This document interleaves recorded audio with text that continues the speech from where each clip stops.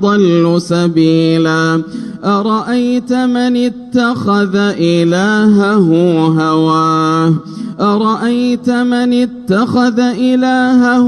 هواه أفأنت تكون عليه وكيلا أرأيت من اتخذ إلهه